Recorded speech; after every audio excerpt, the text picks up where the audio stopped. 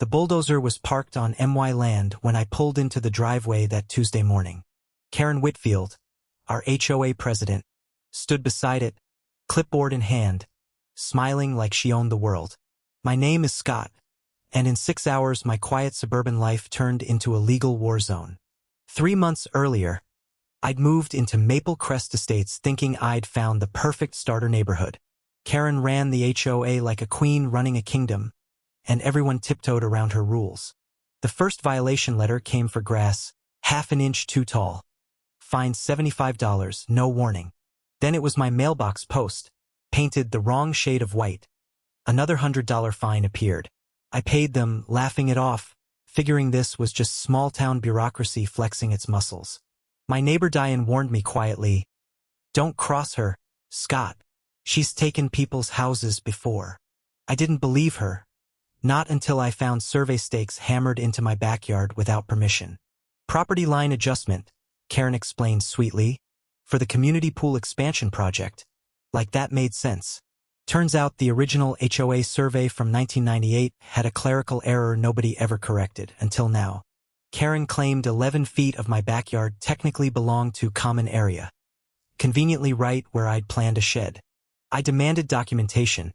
She stalled for weeks, citing records under review, as bulldozers idled nearby.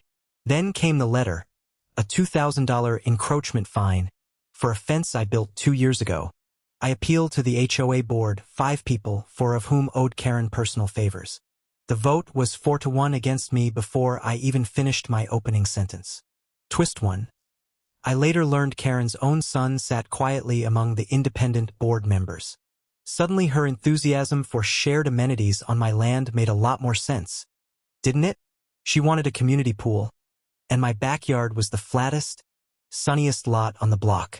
I hired a surveyor myself, paying out of pocket, refusing to let her rewrite my deed. His report confirmed what I suspected. The error conveniently favored HOA expansion plans by exactly 11 feet. Karen wasn't stupid. She'd been quietly buying easement rights from other confused homeowners for years.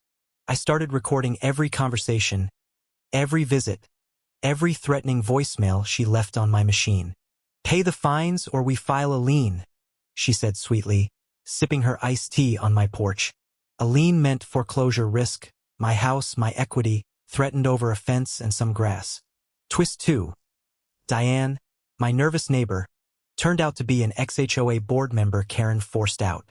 She handed me a flash drive stuffed with years of financial statements nobody was supposed to see. Reserve funds meant for roof repairs and road paving had somehow vanished into consulting fees. Guess who the sole consultant was? Karen's brother-in-law, paid $40,000 for landscaping advice. I nearly laughed out loud. Landscaping advice that apparently never touched a single blade of grass. Meanwhile, Karen escalated fast, sending a certified letter demanding I sell her the disputed land at fair market value. Her definition of fair market value was $8,000 for prime real estate worth 6 figures. I declined politely, and within days the lien filing hit the county recorder's office, official and terrifying. That night I couldn't sleep, staring at foreclosure paperwork, wondering how one woman held this much power. But fear turned into fuel. I filed a formal complaint with the state attorney general's office. I attached the surveyor's report, the financial records, and every recorded threat she'd ever made.